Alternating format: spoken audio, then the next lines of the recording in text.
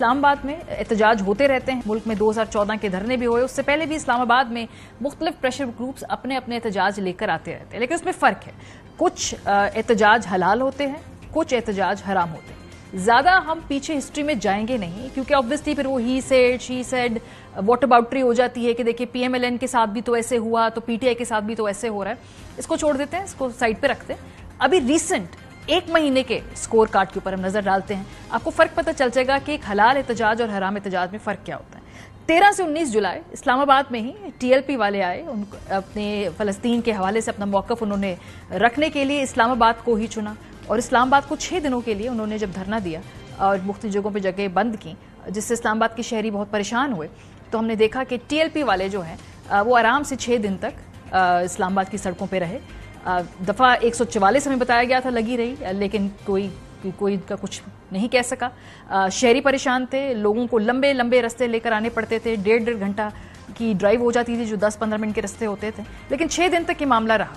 दूसरी तरफ हमने देख रहे हैं कि जमात इस्लामी का एहतजाज आज ये हलाल एहतजाज नहीं है, क्योंकि उसमें हमें देखा कि आज पुलिस ने गिरफ्तारियाँ की हैं, छापे मारे हैं, लीडरशिप को आगे बढ़ने से रोक रहे हैं। सो हलाल और हराम एहतजाज के दरमियान जो फ़र्क है, ये इस्लामाबाद ही शहर है, एक ही गवर्नमेंट है, एक ही महीने में दफ़ा 144 के होते हुए बड़ा वाज़े तौर पे फ़र्क नज़र आ रहा है। हुकूमत ने फिर TLP के एहतजाज के बाद 6 दिन बाद एक कमेटी बनाई मुशावरती, और उसमें राना सनाउल्लाह साहब खुद बैठे, इंफॉर्मेशन मिनिस्टर बैठे, कुछ वहाँ पे बातचीत हुई, दोनों को टर्म्स ऑफ जो है तय हुई, और उसके बाद TLP वाले उठकर चले गए।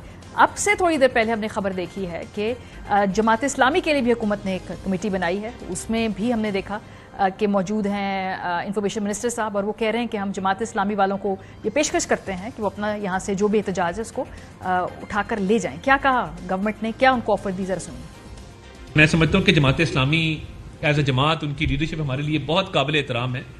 तो मैं हाफिज नईम साहब से ये गुजारिश करता हूँ कि हुकूमत एक मुज़ाकराती टीम जो है वो तश्कील देने को तैयार है, आपके साथ बैठ के इन मामलात पर बातचीत करने को तैयार है।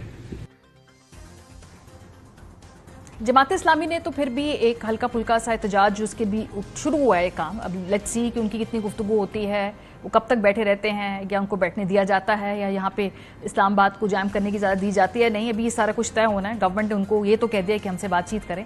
एक और जमात है पाकिस्तान तहरीक इंसाफ, गुज़श्ता 1 महीने से वो बार बार अपने फॉलोअर्स को कहते हैं कि इस्लामाबाद आएंगे, यहाँ पे जलसा करेंगे। पहली मरतबा अदालत ने इजाज़त नहीं दी, ठीक है, फेयर इनफ, वो चले गए।